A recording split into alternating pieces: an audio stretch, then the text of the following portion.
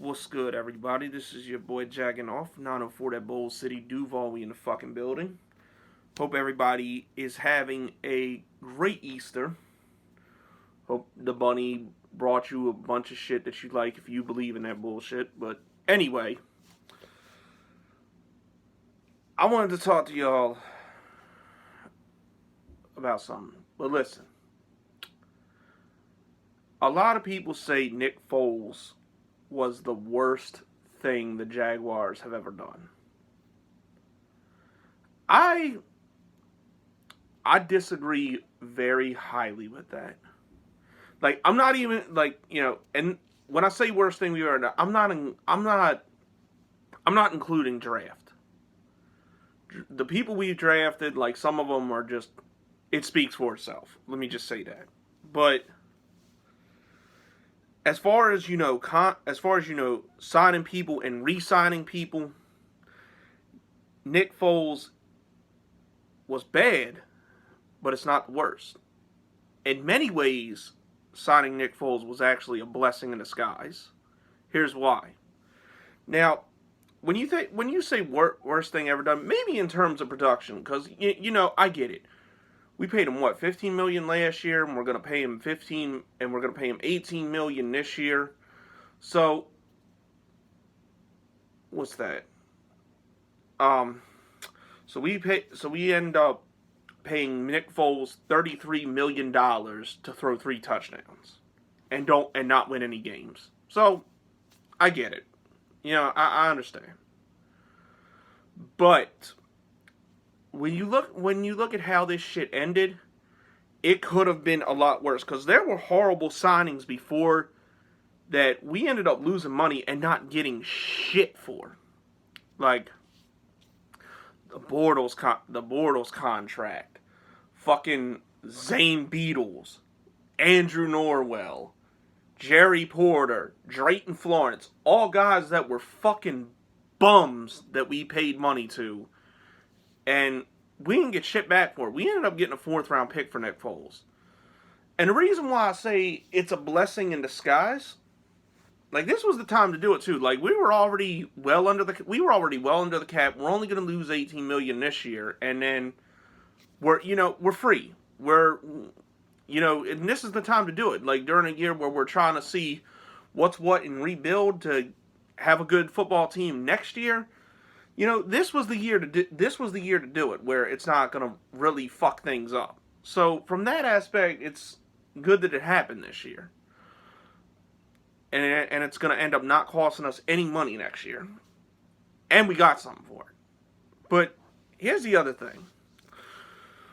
With the NFL, sometimes signing people, like putting people on your team, it creates a domino effect. Nick Foles basically thought we were solidified. Signing him where we were solidified at the quarterback position, so we could do other shit in the draft. Like, let me paint the picture for you, okay? Like, let's say we don't sign Nick Foles.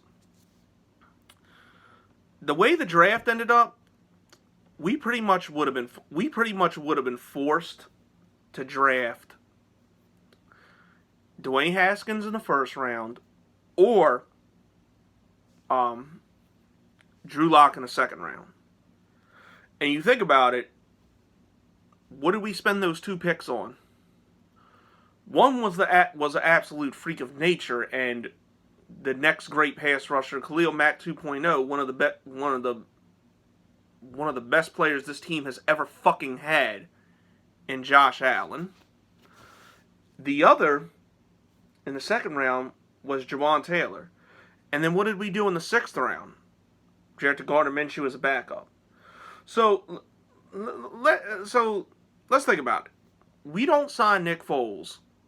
We're forced to draft Haskins or Halak, and then most likely Bortles is still here, because why get rid of him when it would cost practically nothing to get rid of him in the 3rd year of that contract, and and we'll have somebody else on a rookie salary, so it would have made no sense to get rid of him.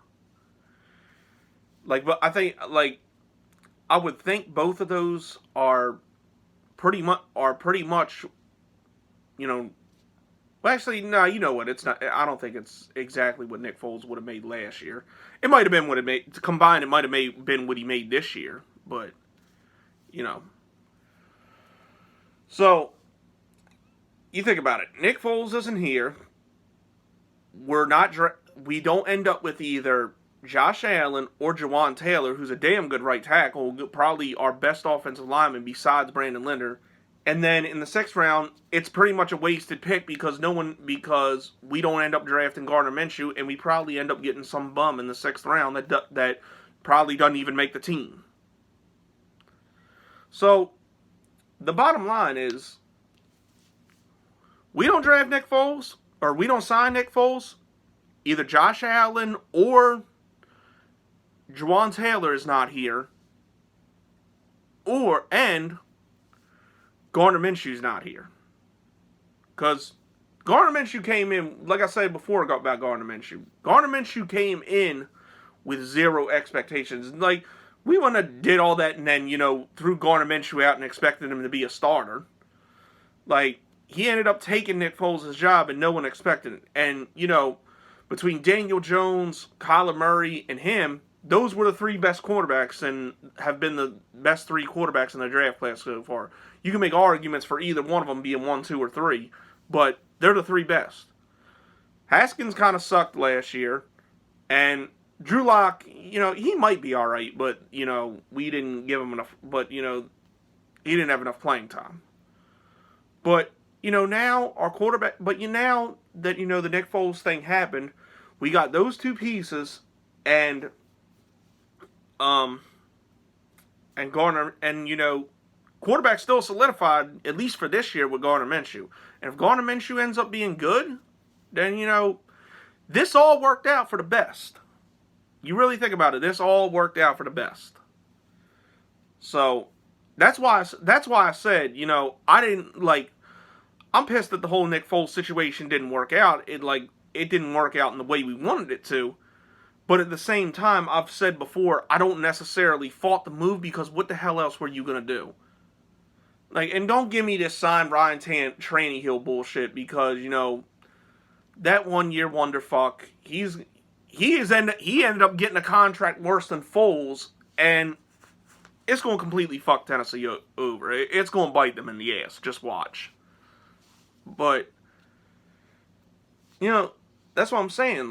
Nick Foles probably was the best option. Like I said, it sucks that it didn't work out. But in a way, it did work out because we found, hopefully, our quarterback of the future. The jury's still kind of out on him, but I think Minshew's going to be the guy.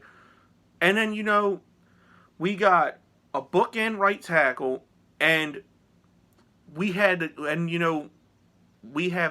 guy who's probably going to end up being the best pass rusher we have ever had.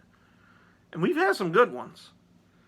And, Josh Allen fucking set rookie records in sacks and made a Pro Bowl in his rookie season.